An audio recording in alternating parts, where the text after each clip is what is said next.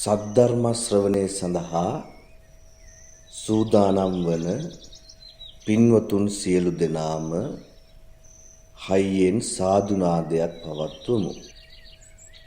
සමන්ත චක්කවාලේසු අද්‍රාගච්ඡන්තු දේවතා සද්ධම්මං මුනි රාජස්ස සුනන්තු සග්ග මොක්ඛදං ධම්මස්සවන කාලෝ අයං බදන්තා ධම්මස්සවන කාලෝ අයං බදන්තා ධම්මස්සවන කාලෝ අයං බදන්තා. නමෝ තස්ස භගවතු අරහතු සම්මා සම්බුද්දස්ස. නමෝ තස්ස භගවතු අරහතු සම්මා සම්බුද්දස්ස. නමෝ තස්ස භගවතු අරහතු සම්මා සම්බුද්දස්ස. නමස්කාර වේවා බුදුරුවනට බුද්ධං සරණං ගච්ඡාමි. නමස්කාර වේවා ධම්රුවනට ධම්මං සරණං ගච්ඡාමි. නමස්කාර වේවා සංඝරුවනට සංඝං සරණං ගච්ඡාමි. නමස්කාර වේවා තුනුරුවනට තිසරණ සරණං ගච්ඡාමි.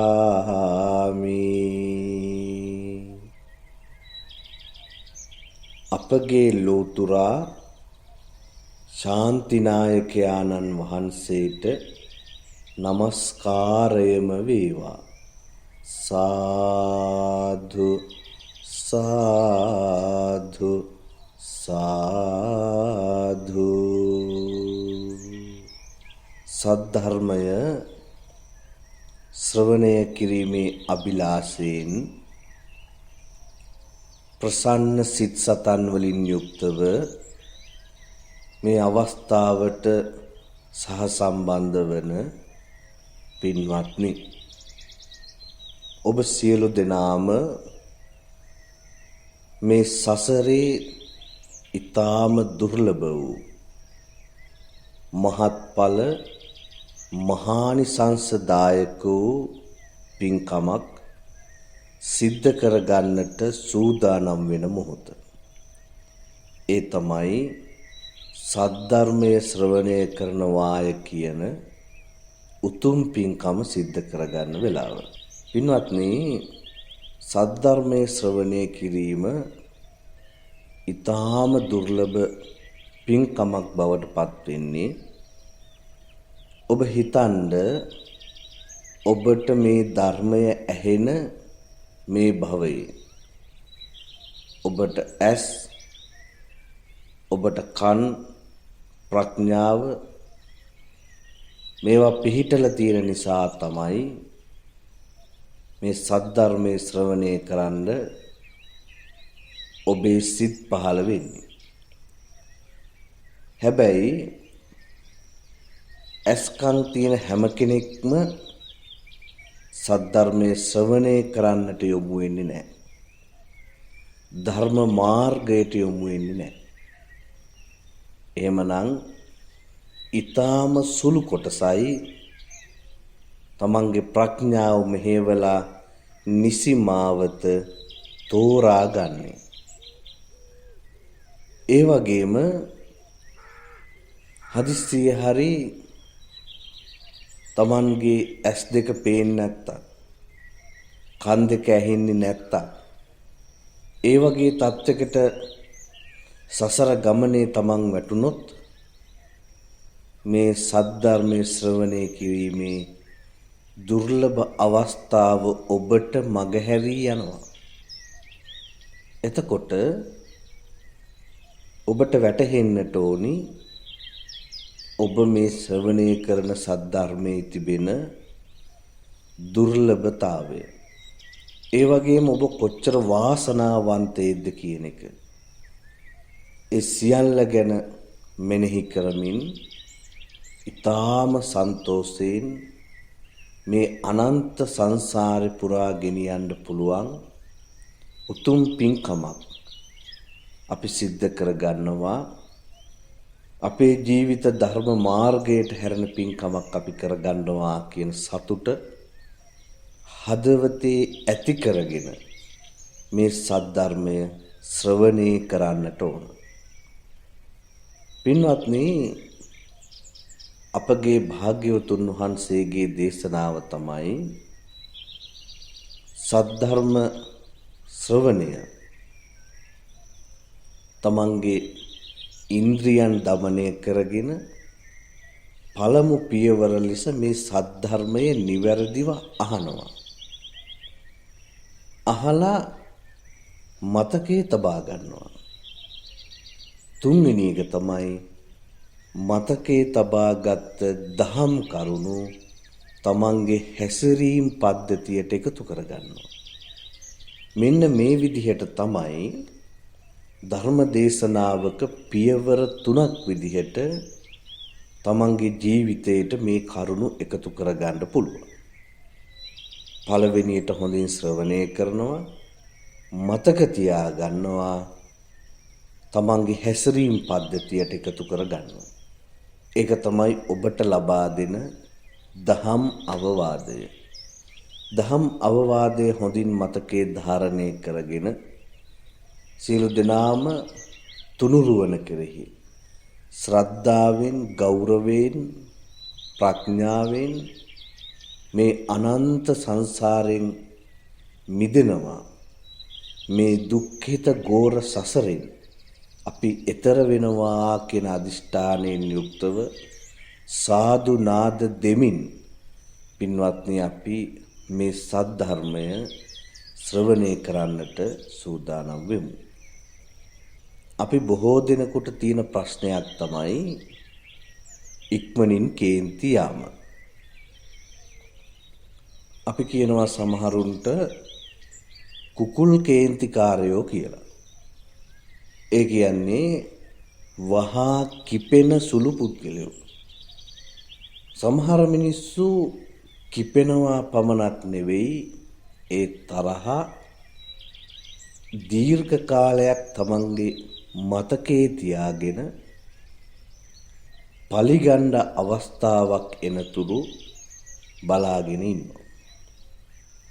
එතකොට ඔබට මතක් වෙන්නට ඕන ධම්මපදයේ තිබෙන නහි වේරේන වේරාණී ගාථාවත් ඊට පසුබිම් වන කාලි යකින්නියගේ කතාවක්. පින්වත්නි, කෝපය නිතරම තමාට යහපත් දේවල් අහිමි කරනවා. හොඳ මාර්ගයන් වසා දමනවා. තමන්ගේ ප්‍රතිරූපය විනාශ කර දාන්න සමත් වෙනවා. ඒ නිසා තමයි අපේ සමාජයේ ඉවසීම පිළිබඳව විවිධ පාට ජනගත වෙලා තියෙන්නේ. ඔබ අහලා ඇති ඉවසීමෙන් සැනසීම ලැබේ, ඉවසන දනා රුප්පු යුද්ධයට ජය කොඩිය. තව එකක් තමයි ඉවසල බැරිම තැන එතනයි ඉවසිය යුතුම තැන. මෙන්න මේ වගේ පාට ඔබ අහලා ඇති. මේ හැම එකක්ම උත්සාහ කරලා තියෙන්නේ කේන්ති අරගෙන කලබලෙන් වැඩ කරනවාට වඩා ඉවසීමෙන් වැඩ කරලා ජයග්‍රහණය කරන හැටි ඔබට කියා දෙන්නට. අද අපි සාකච්ඡා කරන සූත්‍ර දේශනාවත් මීට අදාළම සූත්‍ර දේශනාවක්. මේ සූත්‍ර දේශනාව අපිට හම්බ වෙන්නේ මජ්ක්‍ධිම නිකායේ ඕපම්ම වග්ගය කියන කොටසේ. මේ කොටසේ මේ සූත්‍රයේ නම තමයි කකචූපම සූත්‍රය. කියත උපමා කොට වදාළ දේශනාව කියලයි මේ දේශනාව හඳුන්වන්නේ. පින්වත්නි, කේන්ති ගන්න අයට බුදුන් වහන්සේ පෙන්වාපු මඟ පෙන්වීම මේ සූත්‍ර දේශනාවේ සඳහන් වෙලා තියෙනවා. මේ සූත්‍රයේ දේශනා කරන්න පදනම් වෙච්ච කතාවත් බුදුන් වහන්සේ වැඩ සිටිය කාලයේම සිද්ධ වෙච්ච එකක්. ඒ දවස්වල අපේ භාග්‍යවතුන් වහන්සේ වැඩ සිටියේ සවැත් නුවර අනේපිඬු සිටුතුමා ශ්‍රද්ධාවෙන් ගෞරවයෙන් යුක්තව හදලා මහා සංඝරත්නයට පූජා කරපු ජේතවනයේ කියන මහා පිම්බිමේ බුදුන් වහන්සේ ජේතවනාරාමේ වැඩ ඉන්න කාලේ පින්වත්නි මහා සංඝරත්නයේ අතර වැඩ හිටියා මෝලිය පග්ගුණ කියලා එක්තරා භික්ෂුවක්. මේ භික්ෂුව භික්ෂුණීන් වහන්සේලා සමග පමණට වඩා එකතු වෙලා කල් ගෙවනවා. එතකොට යම්කිසි භික්ෂුවක් භික්ෂුණීන් වහන්සේලා ඉස්සරහා මේ පග්ගුණ භික්ෂුවට දොස් කිව්වොත් භික්ෂුණීන්ට හරියට කේන්ති යනවා. පරුස වචන කියනවා. රණ්ඩු වෙන්න එනවා. ඒ වගේම යම් කිසි කෙනෙක් පග්ගුණ භික්ෂුව ඉස්සරහදී භික්ෂුණීන් වහන්සේලාගේ වැරදි කිව්වොත් දොස් කිව්වොත් ඔවුන්ට විරුද්ධව යමක් කිව්වොත් මේ භික්ෂුව කේන්ති ගන්නවා, පරුස වචනයෙන් බනිනවා, රණ්ඩු අල්ලනවා. ඉතින් මෙන්න මේ විදිහට මෝලිය පග්ගුණ භික්ෂුවත් භික්ෂුණීන් වහන්සේලාත් බොහෝම එකතු වෙලා කාලය ගත කරගෙන ගියා. පින්වත්නි, එක දවසක් එක්තරා භික්ෂූන් වහන්සේ නමක් භාග්‍යවතුන් වහන්සේ ළඟට ගිහිල්ලා භාග්‍යවතුන් වහන්සේට වන්දනා කරලා ඒ ළඟින් පැත්තකින් වාඩි වුණා. වාඩි වෙලා භාග්‍යවතුන් වහන්සේට මේ විදිහට සැලකනවා. භාග්‍යවතුන් වහන්සේ ආයුෂ්මත් මෝලිය පග්ගුණ භික්ෂුව භික්ෂුණීන් සමග පමණට වඩා එකතු වෙලයි ඉන්නේ. කවුරු හරි කෙනෙක් පග්ගුණ භික්ෂුව සමග භික්ෂුණීන් වහන්සේලාට දොස් කිව්වොත් මේ භික්ෂුවට බොහොම කේන්ති යනවා.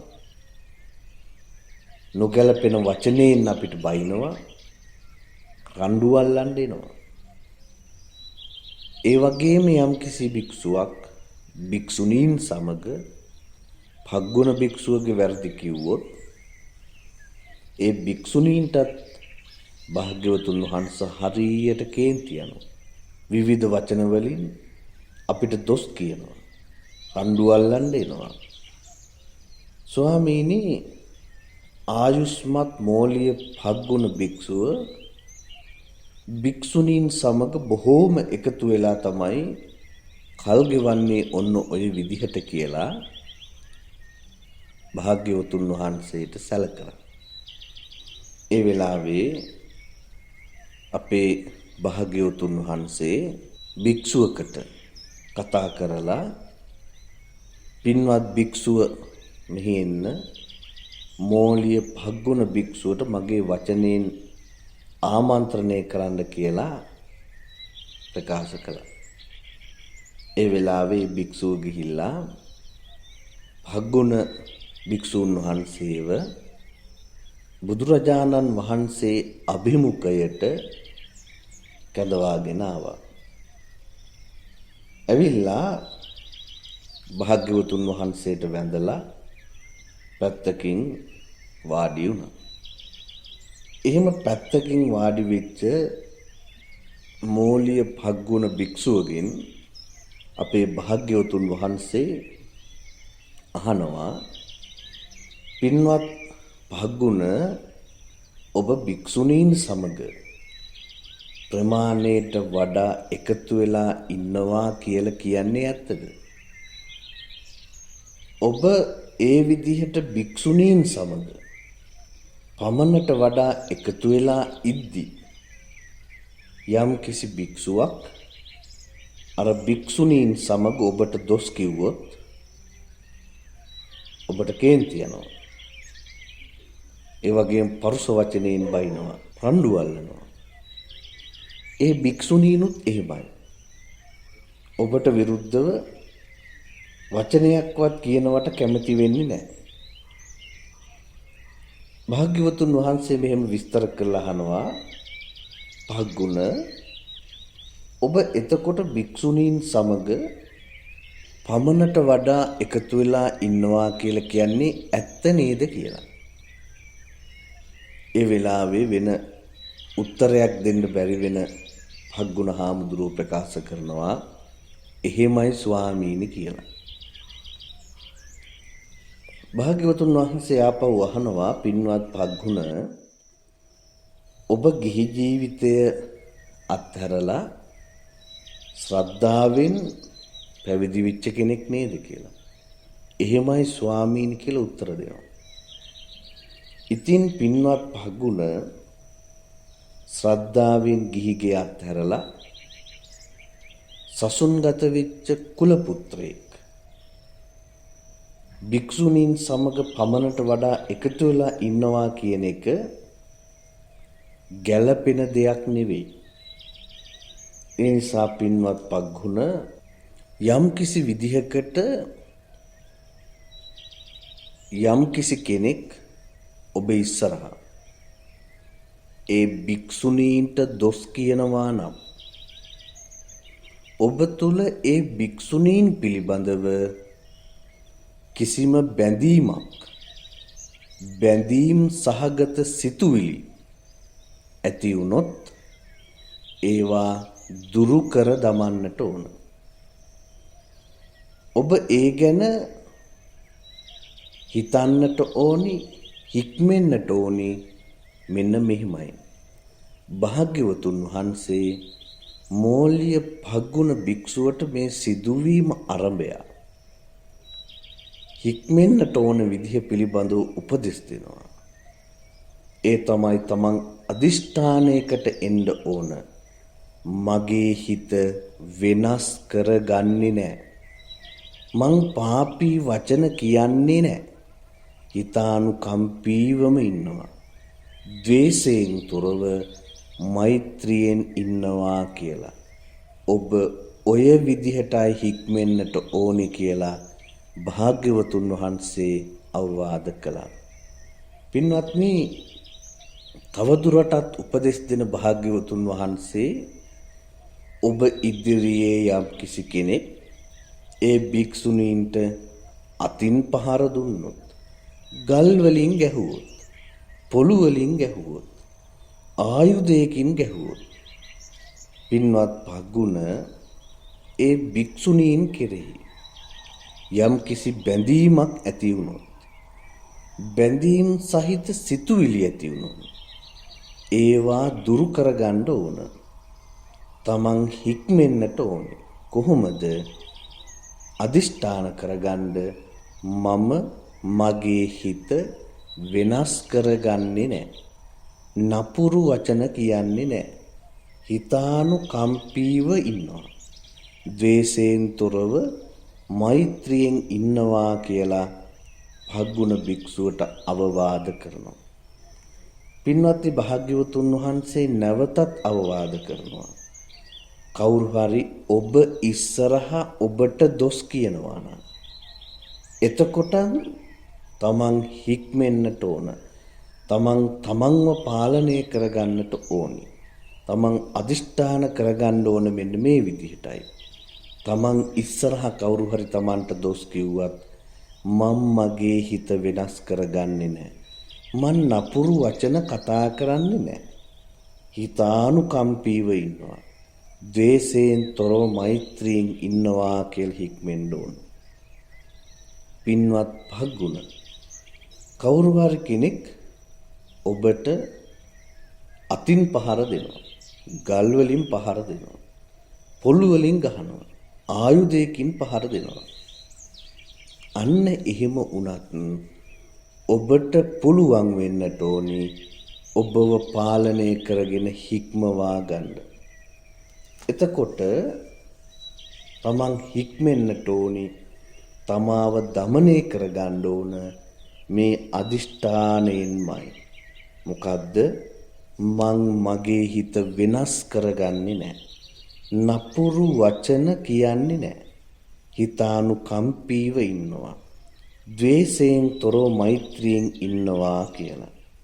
පින්වත්නි, බලන්න, කේන්ති යන කෙනෙක් මේ අදිෂ්ඨානයට එන්න පුළුවන් නම් මොනතරම් වටිනවද කියලා.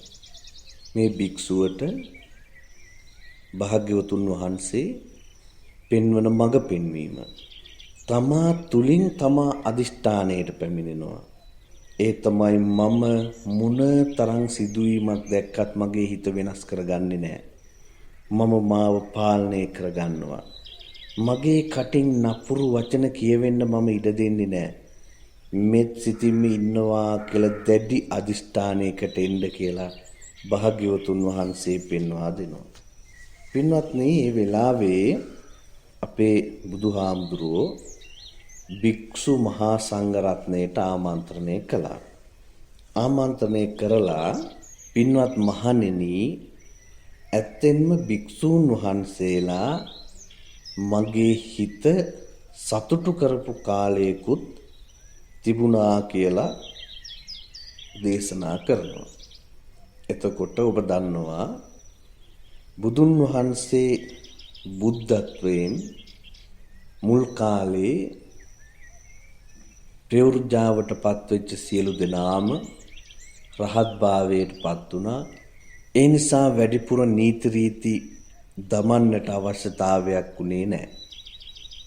ඒ නිසා තමයි බුදුන් වහන්සේ දේශනා කරන්නේ, මහණෙනි, භික්ෂූන් වහන්සේලා මගේ හිත සතුටු කරපු කාලයකුත් තිබුණා කියලා. මහණෙනි, මම එක වේලක් විතරයි වළඳන්නේ. එක වේලක් වළඳනකොට මට ලෙඩ බොහොම අඩුයි. කරදරත් අඩුයි. ඇඟටත් හරි පහසුයි. ශරීර ශක්තියක් තියෙනවා. ජීවිතෙත් පහසුයි. ඉතින් පින්වත් මහණෙනි, ඔබත් එක වේලක් වළඳන්න. එක වේලක් වළඳනකොට ඔබටම වැටහෙයි ලෙඩ අඩු වෙන බව.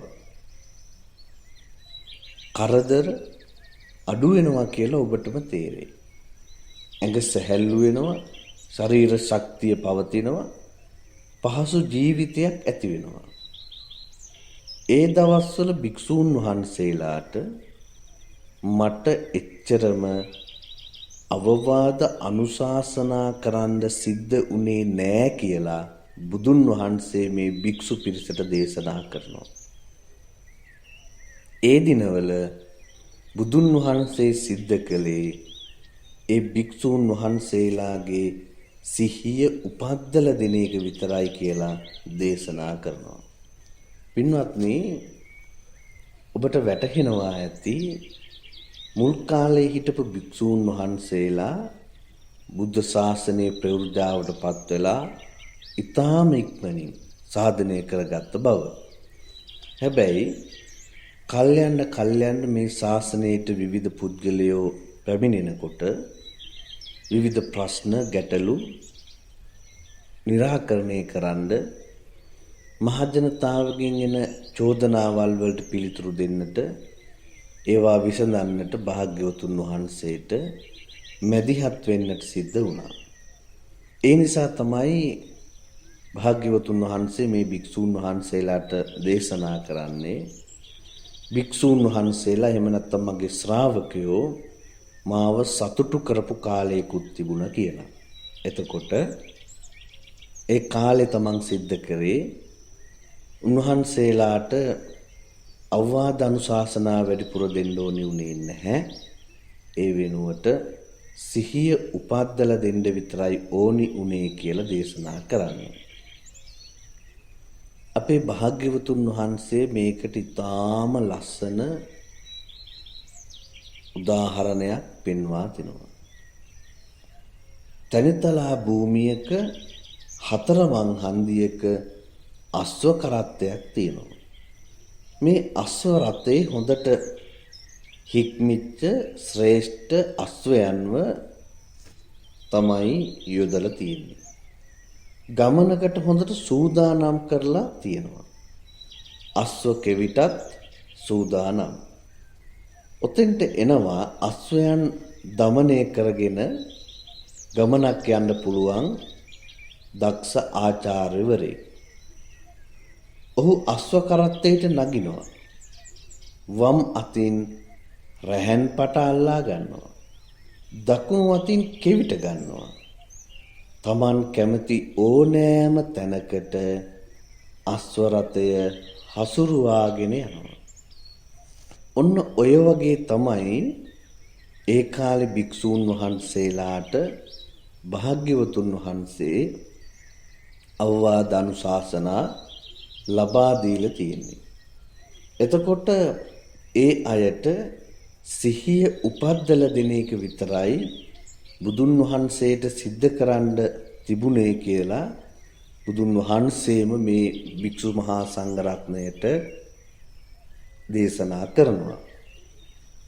පින්වත් මහණෙනි, ඔබලාත් අකුසල් දුරු කරන්න හිතට ගන්න කියලා කිව්වා. කුසල් දහම් දියුණු කරගන්න ගොඩක් මහන්සි වෙන්න ඕන කියලා උපදෙස් දෙනවා.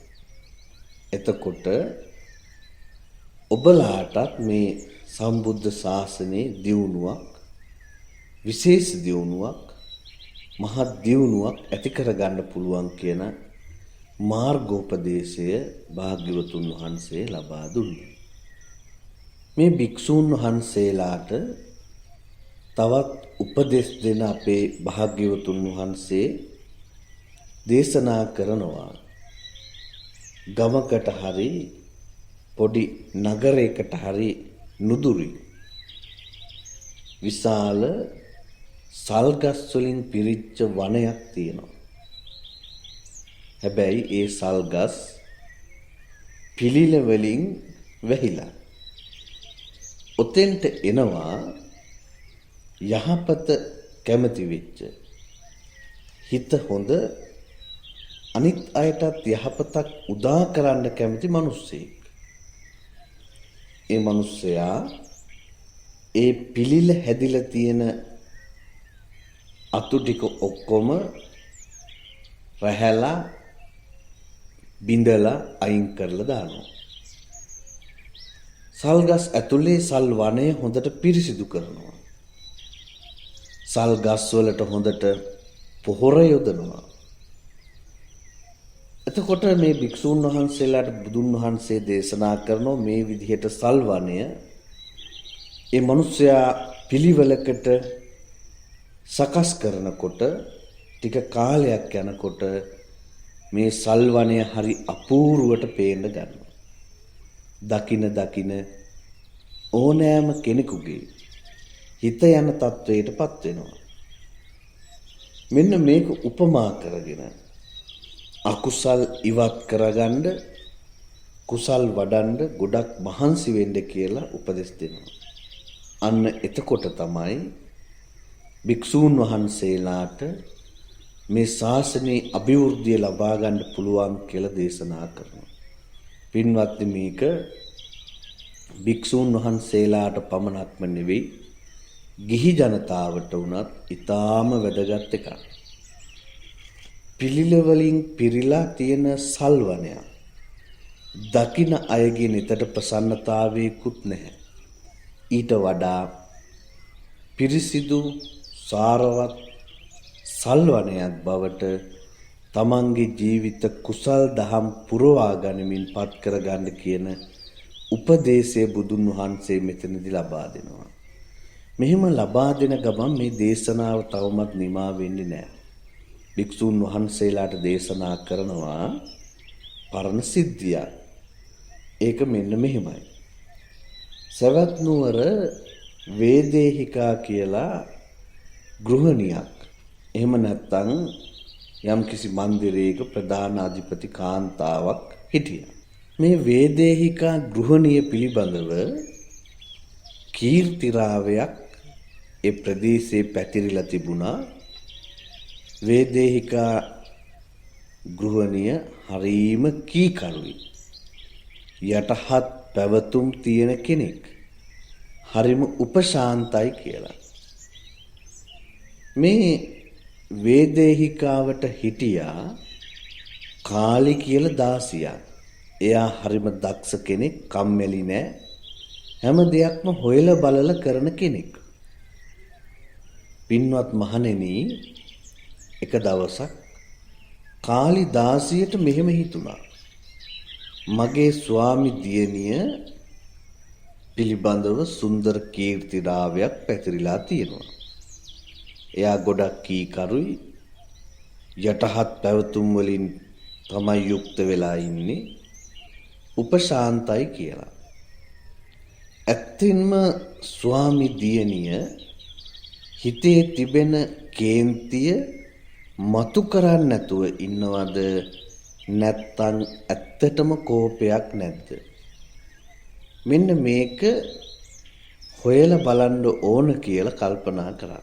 එයා හිතනවා මම හොඳට හොයලා බලලා වැඩ ටික කරන නිසා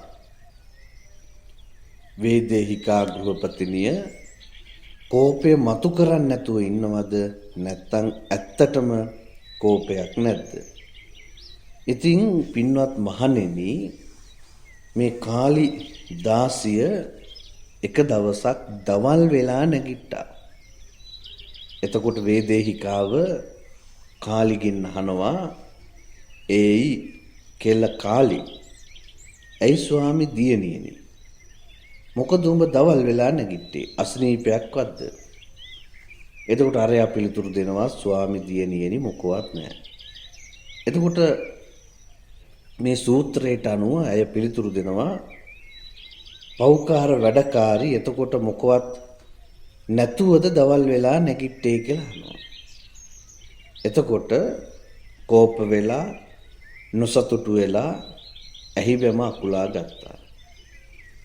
කාලි මෙහෙකාරිය කල්පනා කරනවා මෙහෙම, මගේ ස්වාමි දියණිය එයාගේ ඇතුලේ කෝපේ තියෙනවා, හැබැයි මතු කරන්නේ නැතුව තමයි ඉන්නේ. මං හොඳට හොයලා බලලා වැඩ ටික පිළිවෙලකට කරන නිසා තමයි මෙයා මේ කෝපේ පෙන්වන්න නැතුව ඉන්නේ. ඒ නිසා තමයි මෙයා ගැන මේ කීර්තිරාවයක් පැතිරිලා තියෙන්නේ. පින්වත්නි, මේ සූත්‍රයේ සඳහන් වෙනවා දැන් මේ කාලි දාසිය ආයෙත් දවසක පරක් වෙලා නැගිටිනවා. එතකොටත් අහනවා, මොකද දවල් වෙලා නැගිට්ටේ? මොකක් හරි අසනීපයක්ද, මොකක් හරි හේතුවක්ද? එතකොටත් කියනවා නෑ, එහෙම දෙයක් නෑ.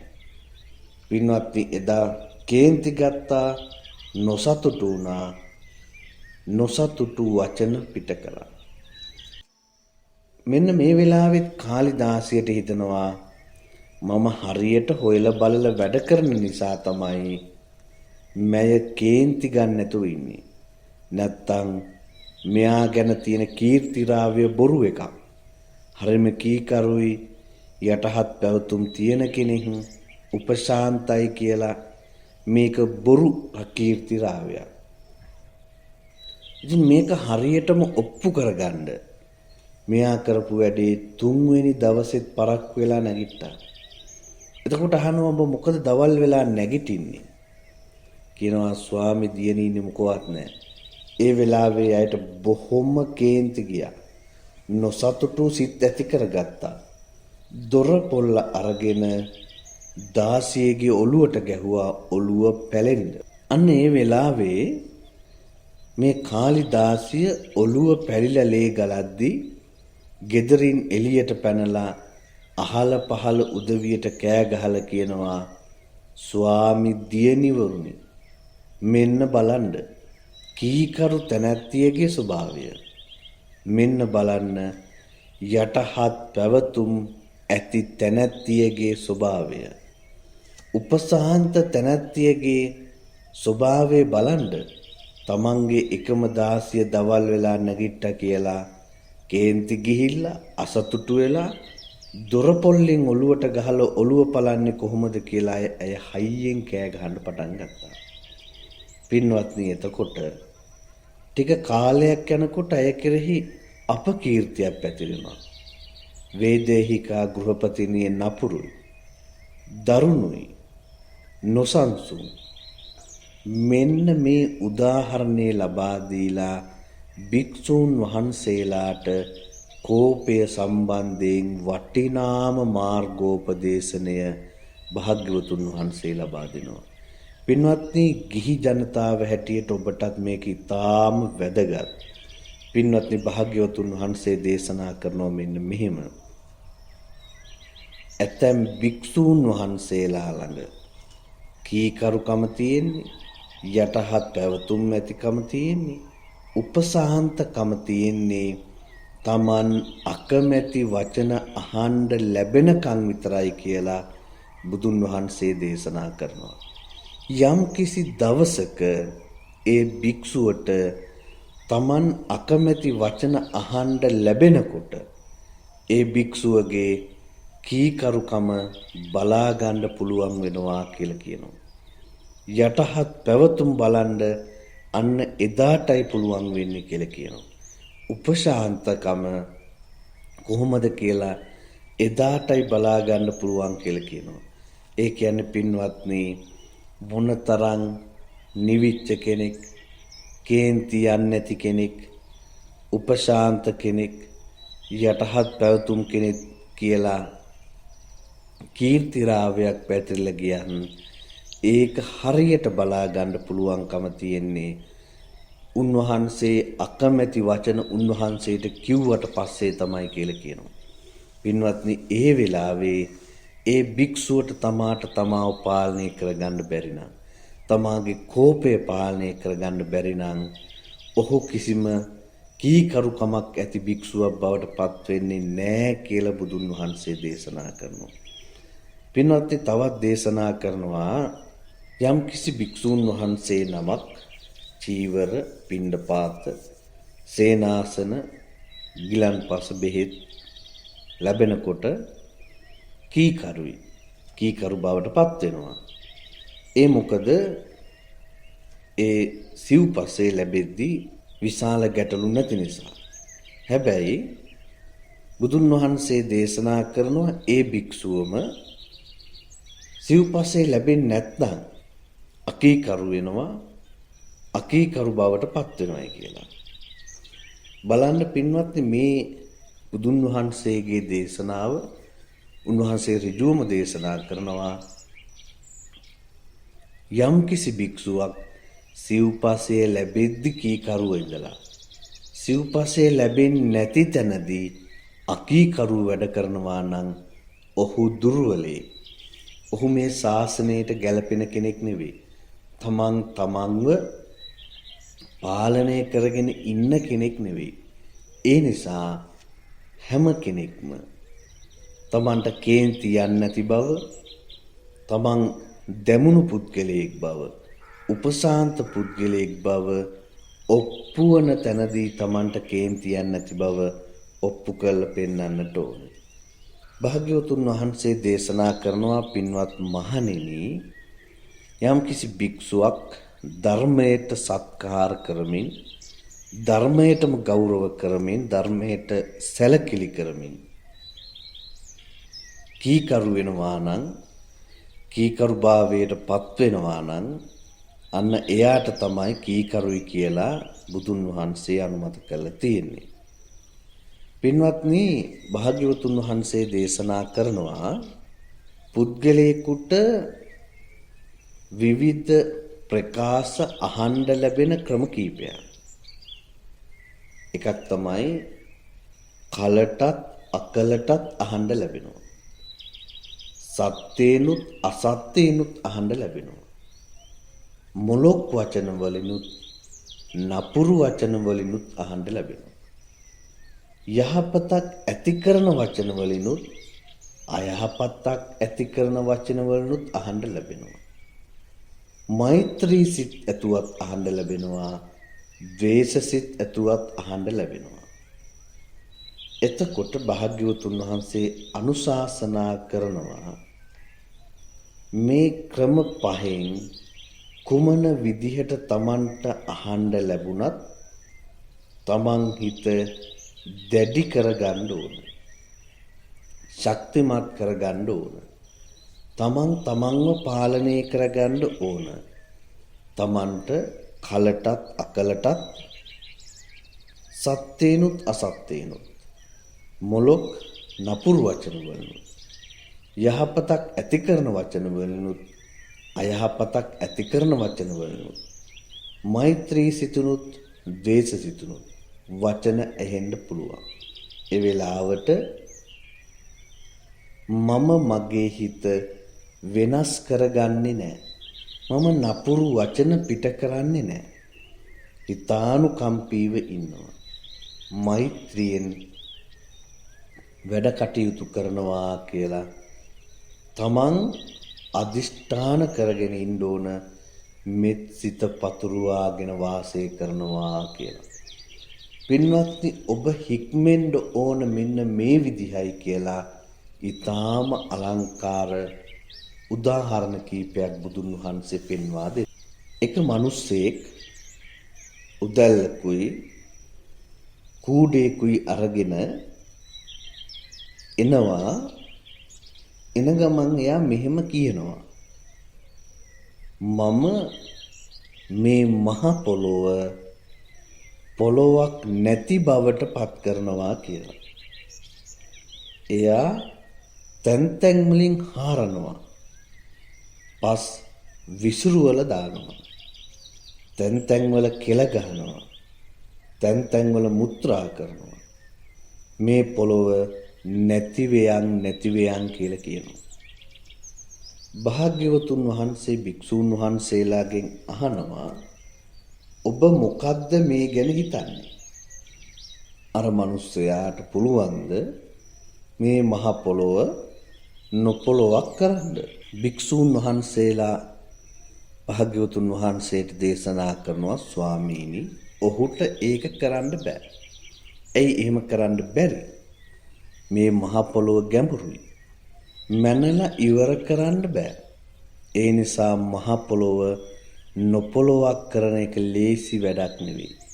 එහෙම කරන්න ගියොත් ඒ පුද්ගලයාට සිද්ධ වෙන්නේ කලන්තේ හැදිලා වෙහෙසටපත් වෙන එක විතරයි. මෙන්න මේ වගේ අනුන්ගෙන් ඔබට විවිධ ක්‍රමවලට වචන අහන්න ලැබෙනවා. හැබැයි ඒ හැම වෙලාවකම ඔබව দমনය කරගන්න ඕන. මම මගේ හිත වෙනස් කරගන්නේ නැහැ. නපුරු වචන පිට කරන්නේ නැහැ. හිතානුකම්පීව ඉන්නවා. මෙත් සිතින් වාසය කරනවා. මෙත් සිත පතුරවාගෙන වාසය කරනවා කියලා. භාග්‍යවතුන් වහන්සේ තවත් උදාහරණයක් දේශනා කරනවා. යම් කිසි කෙනෙක් කහ පාට, නිල් පාට, මදටිය පාට සායම් අරගෙන එනවා. ඇවිල්ලා ඔහු කියනවා මම මේ ආකාශේ පින්තූර අඳින්න තමයි සූදානම් වෙන්නේ. රූප පෙන්වන්නයි සූදානම කියලා කියනවා. එතකොට අහනවා පින්වත් මහණෙනි ඔබ මේ ගැන කුමක්ද හිතන්නේ? අර මිනිස්යාට ආකාශයේ රූප ඇඳලා පෙන්වන්න පුළුවන් වේද? ස්වාමීනි ඔහුට ඒක කරන්න බෑ. ඇයි ඒක කරන්න බැරි? ආකාශය අරූපී දෙයක්. ඒකින්ද ආකාශයේ රූප අඳින එක, රූප ඇඳලා පෙන්නන එක ලේසි වැඩක් නෙවෙයි. ඒකින් වෙන්නේ මේ මිනිස්යාට කලන්තේ හැදෙන එක, වෙහෙසටපත් වෙන එක විතරයි. බුදුන් වහන්සේ දේශනා කරනවා ඔන්න ඔය විදිහට තමයි ඔබට අනිත් උදවිය විවිධ ක්‍රමවලට වචන අහන්න ලැබෙනවා. එතකොට ඔබ තමන්ව පාලනය කරගන්න ඕන. ඊළඟට භාග්‍යවතුන් වහන්සේ අහනවා තවත් කෙනෙක් මහණෙනි එනවා හුළු අත්තක් අරගෙන. එයා ඇවිල්ලා මෙහෙම කියනවා මම මේ ඇවිලෙන හුළු අත්තෙන් ගංගා නදිය රත් කරනවා. හොඳටම රත් කරනවා කියලා. ඔබට ඒ ගැන මොකද හිතෙන්නේ? ඒ මිනිස්සයාට ඇවිලෙන හුළු අත්තකින් ගංගා නම් නදිය රත් කරන්න පුළුවන්ද? ස්වාමීනි ඔහුට ඒක කරන්න බෑ. ඇයි ඔහුට ඒක කරන්න බැරි? ගංගා නදිය ගැඹුරු එකක්. මැනල ඉවර කරන්න බැරි එකක්. තනහුලකින් ගංගා නදිය රත් කරන්න යනකොට ඒක ලේසි වැඩක් නෙවෙයි. ඒ මිනිස්සයාට කලන්තේ හැදිලා වෙහෙසටපත් වෙන එක විතරයි සිද්ධ වෙන්නේ. භාග්‍යවතුන් වහන්සේ දේශනා කරනවා පින්වත් මහණෙනි අන්න ඒ විදිහටමයි ඔබටත් අනිත් උදවියගෙන් වචන අහන්න ලැබෙන්නේ. වචන අහන්න ලැබෙන ක්‍රම පහක් තියෙනවා. ඒ පහෙන් ඔබට අනිවාර්යයෙන්ම විවිධ දේවල් අහන්න ලැබෙයි. භාග්‍යවතුන් වහන්සේ තවත් උදාහරණයක් පෙන්නනවා. බලල් හැමකින් කරපු පසුම්බියක් තියෙනවා. ඒක හොඳට මැදලා තියෙන්නේ. පොළුන් රොදක් වගේ. සරසර ගාන සද්දයක් ඇහෙන්නෙත් නැහැ. බරබර ගාන සද්දයකුත් නැහැ. කවුරු හරි පොල්ලක් අරගෙන ගලක් අරගෙන හොඳට මැදලා තියෙන බලල් හැමින් කරපු පසුම්බිය සරසර සද්ද නගනවා හරි බරබර සද්ද නගනවා හරි කියලා කිව්වොත් ඒක සිද්ධ කරන්න පුළුවන් වැඩක් නෙවෙයි. එතකොට වෙන්නේ ඒක හොඳට මැදලා තියෙන නිසා එහෙම සද්දයක් එන්නේ නැහැ. ඔහුට කලන්තේ හැදෙන එක වෙහෙසටපත් වෙන එක විතරයි වෙන්නේ. මේ විදිහට භාග්‍යවතුන් වහන්සේ දේශනා කරනවා ඔබට කලටත් අකලටත් සත්‍ය වචනත් අසත්‍ය වචනත් මොලොක් වචනත් පරුස වචනත් යහපත පිණිස හේතු වන වචනත් අයහපත පිණිස හේතු වන වචනත් මෛත්‍රී සිතිනුත් දේශ සිතිනුත් ඔබට ඇහෙන්න පුළුවන්. එතකොට ඒ හැම වෙලාවකම ඔබව පාලනය කරගන්නට ඕනේ. මම මගේ හිත වෙනස් කරගන්නේ නැහැ. නපුරු වචන පිට කරන්නේ නැහැ. හිතානුකම්පීව වාසය කරනවා. මෙත් සිතින් වාසය කරනවා කියලා අදිෂ්ඨාන කරගන්න ඕන. පින්වත්නි මෙන්න මේ විදිහට කෝපය සම්බන්ධයෙන් භික්ෂූන් වහන්සේලාට දේශනා කරගෙන යන භාග්‍යවතුන් වහන්සේ මේ දේශනාව අවසාන භාගයේදී තමයි මේ සූත්‍රයේ නම කකචූපම සූත්‍රය කියන කියත පිළිබඳව උපමාව දේශනා කරන්නේ. එතකොට මීට පෙර පෙන්නපු ඒවා සියල්ලම තමන්ට විවිධ වචන කියනකොට තමන් බොරුවට කේන්ති ගැනීමෙන් සිද්ධ වෙන්නේ තමන් වෙහෙසටපත් වෙන එක, තමන්ගේ පිතෘරූපේ නසා ගන්නා එක, තමන් ධර්මයට ගරු නොකරන පුද්ගලයෙක් බවට පත්වීමයි කියලා පෙන්වා දුන්නා.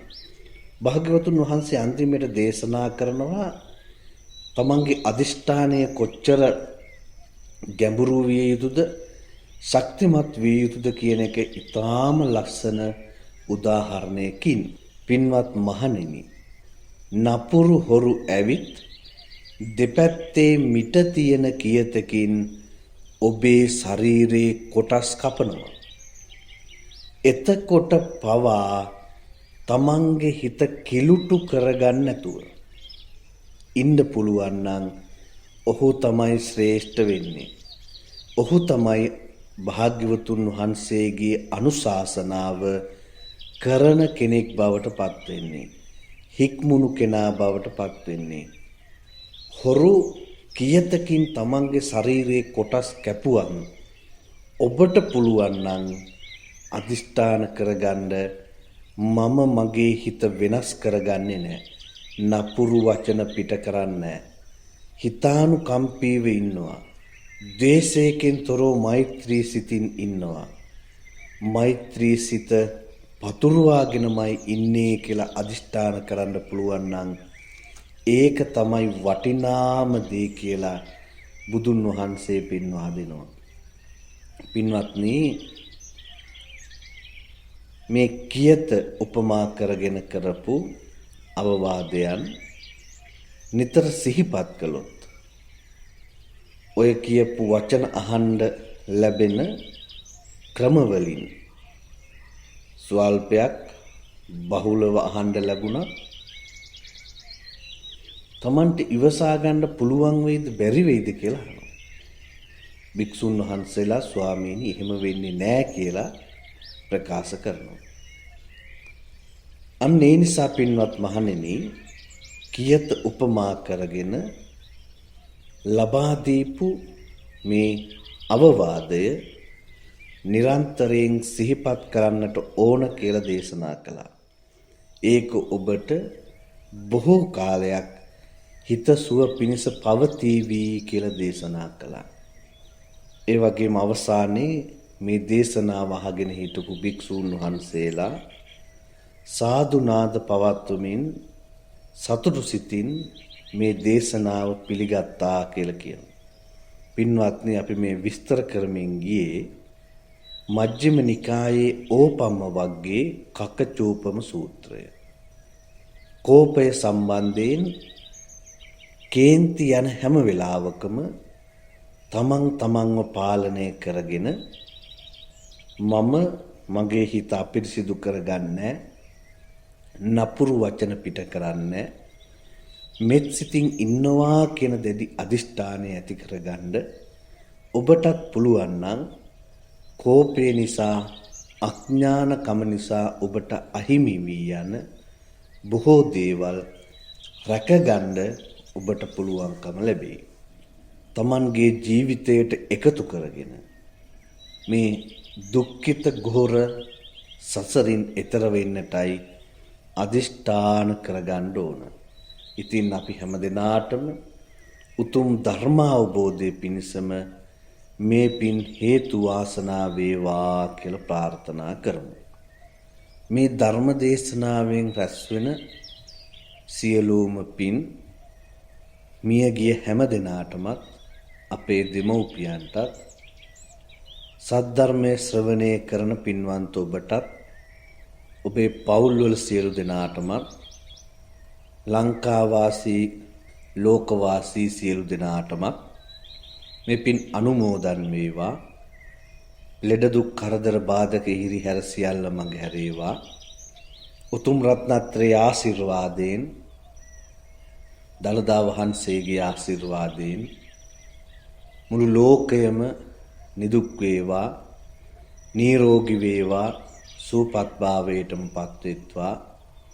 මිය ගිය හැම දිනාටමත් අපිටත් දෙමව්පියන්ටත් දෙවියන්ටත් උතුම් අමා මහ නිවන් දොර බොහෝ දුර නොවේවා.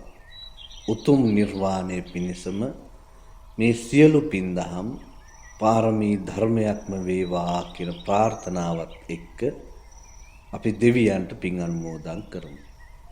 ආකාසට්ටා ච බුම්මට්ටා දේවා නාග මහිද්దికා පුඤ්ඤන්තං අනුමෝදිත්වා චිරං රක්칸තු ලෝක සාසනං ආකාසට්ටා ච බුම්මට්ටා දේවා නාග මහිද්దికා පුඤ්ඤන්තං අනුමෝදිත්වා චිරං රක්칸තු ධම්ම දේශනං ආකාසට්ටා ච බුම්මට්ටා දේවා නාග මහිද්దికා පුඤ්ඤන්තං අනුමෝදිත්වා චිරං රක්칸තු තේ මං සදාති.